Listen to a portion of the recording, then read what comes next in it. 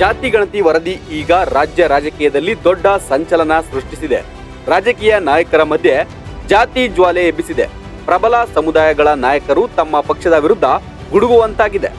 ಪಕ್ಷ ಭೇದವನ್ನು ಮರೆತು ಸಮುದಾಯಗಳ ಲೀಡರ್ಸ್ ಮಧ್ಯೆ ಮೀಟಿಂಗ್ ಮೇಲೆ ಮೀಟಿಂಗ್ ಮಾಡುವಂತ ಸನ್ನಿವೇಶ ಸೃಷ್ಟಿಯಾಗಿದೆ.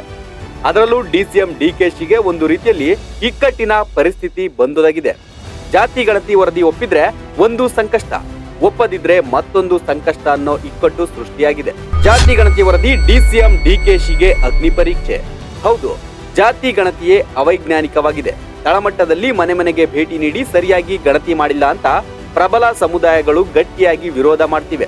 ಅದರಲ್ಲೂ ಒಕ್ಕಲಿಗ ಸಮುದಾಯ ತೀವ್ರವಾಗಿ ವಿರೋಧ ವ್ಯಕ್ತಪಡಿಸುತ್ತಿದ್ದು, ಆ ಸಮುದಾಯ ಪ್ರತಿನಿಧಿಸುವ ಡಿಸಿಎಂ ಡಿಕೆಶಿಗೆ ದೊಡ್ಡ ಸಂಕಷ್ಟವೇ ಎದುರಾಗಿದೆ. ಹೈಕಮಾಂಡ್ ಆದೇಶ ಪಾಲಿಸಬೇಕೋ ಅಥವಾ ಒಕ್ಕಲಿಗ ಸಮುದಾಯದ ಹಿತ ಕಾಯಬೇಕೋ ಅನ್ನೋ ಅಗ್ನಿ ಪರೀಕ್ಷೆಯಲ್ಲಿ ಡಿಸಿಎಂ ಡಿಕೆಶಿ ಸಿಲುಕಿದ್ದಾರೆ. ಹೈಕಮಾಂಡ್ ಆದೇಶ, ಸಮುದಾಯದ ಒತ್ತಡ, ಡಿಕೆಶಿ ಹೈರಾಣು. ಈಗಾಗಲೇ ಹೈಕಮಾಂಡ್ ನಾಯಕರಾದ ರಾಹುಲ್ ಗಾಂಧಿ ಸೇರಿದಂತೆ ಹಲವರು ಜಾತಿ ಗಣತಿ ವರದಿ ಮಾಡಲು ಕ್ರಮ ಕೈಗೊಳ್ಳಿ ಅಂತ ಖಡಕ್ ಆಗಿ ಹೇಳಿಬಿಟ್ಟಿದೆ.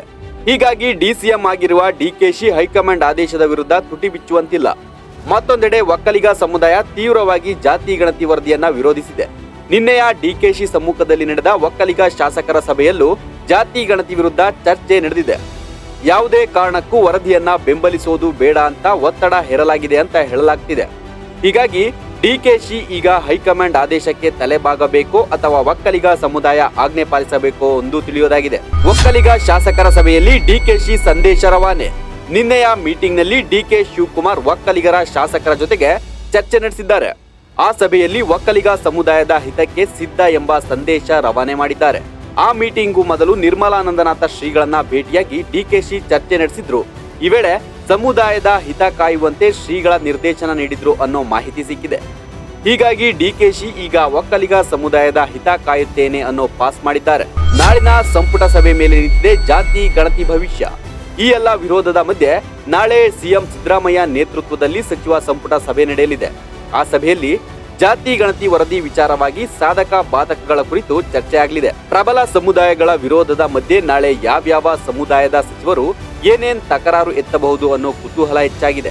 ಅದರಲ್ಲೂ ಇಕ್ಕಟ್ಟಿಗೆ ಸಿಲುಕಿರುವ ಒಕ್ಕಲಿಗ ಸಮುದಾಯದ ಪ್ರಬಲ ನಾಯಕ ಡಿಸಿಎಂ ಡಿಕೆಶಿ ನಡೆ ಏನಾಗಿರುತ್ತೆ ಅನ್ನೋದು ಇನ್ನೂ ಕುತೂಹಲದ ಕೇಂದ್ರ ಬಿಂದುವಾಗಿದೆ. ಒಟ್ಟಿನಲ್ಲಿ ಒಕ್ಕಲಿಗ ಸಮುದಾಯದ ಒತ್ತಡ ಹಾಗೂ ಹೈಕಮಾಂಡ್ ಆದೇಶ ಈಗ ಡಿಕೆಶಿ ಪಾಲಿಗೆ ಮಗ್ಗುಲು ಮುಳ್ಳಾಗಿದೆ.